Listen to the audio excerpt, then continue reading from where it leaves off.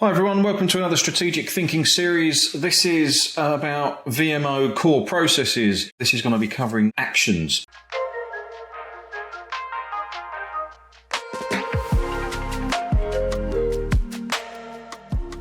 So why bother having a core process? It's about actions. Let's dive into that topic.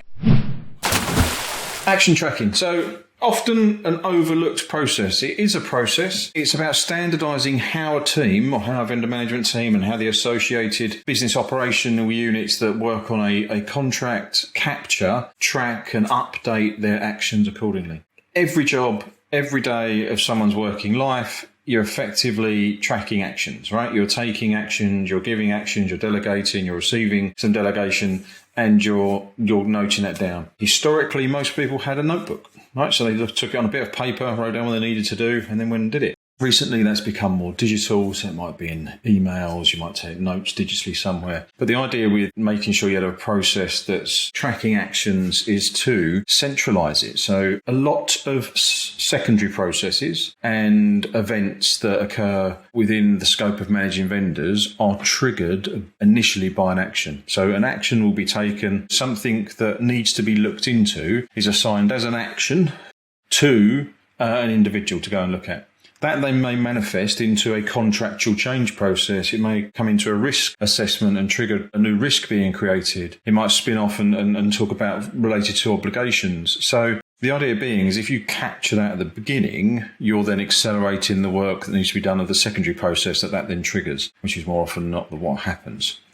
What do you need to consider? So, as I said, recording. So it's a consistent method of recording actions. They don't have to be overly onerous and big, but the ability just to capture a sentence somewhere on a system that they're essential for people to be able to see and then correlate that back to a relationship, a contract, a service, or a supplier stroke vendor or a customer. The ability within that, once you've captured that, to assign and align it. So what I mean by that is assign that to an individual or a team and board and align it to a function. So then you've got ability to filter and say which functions have which actions, which teams, which boards, which committees have taken this, and assign it to an individual. For completion is key in that process. To be able to define ownership, right, and what is meant by ownership. It's very easy to say, you've got an action to do, go and do that. But some cases, and it's quite a regular occurrence, that person who took that action might not be the relevant person or the person that carries that out. You think of a meeting, you've got senior people at some certain meetings and committees and boards, and they're likely to delegate that action. So there's an ability to, or a need to keep the accountability. So this is like RACI models, right? Keep the accountability of the action with the person who took it, but then make sure the responsibility is delegated to the right person or it's transferred to the right person, which comes into the concept of stewardship. And this is a principle of no orphaned actions. No action cannot have an accountable person or responsible person. If you are looking to pass that action across, that's not me, that's not my job. Stewardship is that you take the responsibility by making sure you transition that to the right person whose job it is. And that might mean that an agreement offline, not documented, you actually call the person or email the person to agree the handover of that action. So there's you're throwing the action, they're agreeing to catch it. Stewardship is you can't just chuck it over the fence and say, I've passed it to them and not get any acknowledgement off that. It's just not good business or a good way to conduct yourself. So making sure once you own something that if you need to transfer it, you fall into this stewardship category where you always look to add value to something even if you don't own it, and adding value by making sure that is passed over suitably and effectively is the way to do that.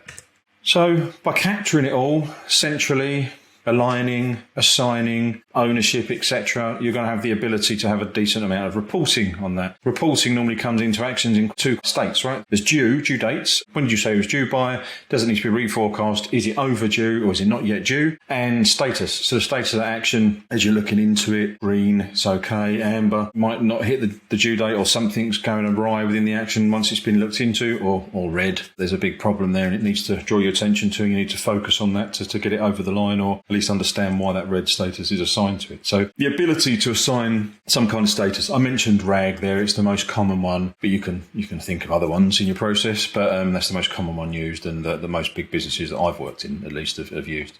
And finally, evidence. It's auditable. By making sure you have a central place, however, like a notepad, scratchpad, ability to attach documents to it, etc., to make comments, to put it in the right statuses, you are at the beginning of something being assigned, capturing evidence. Now, this is just good practice anyway, but it becomes really good practice and really powerful when you start getting to the point of going, this thing I'm looking into actually needs a contractual change. So it needs to go to some other team, legal, contract team, whatever. Or this actually is turning out to be, we looked into it, it's turned out to be a big risk. We think this is a risk, so it's going to trigger a risk. So the ability to take all the good work that's been done in that action, all the evidence that's been amassed, and hand that over like a care package or like a journal of activity to the right next step, that, like I said, that secondary process. So you get a lot better reception if you work with a risk manager and say, look, I think we've got a risk here, we need to work through this risk, and here's all the stuff we've amassed and the evidence behind it, and they can accelerate their process on their initial risk assessment to assess the position it's in without starting at scratch again.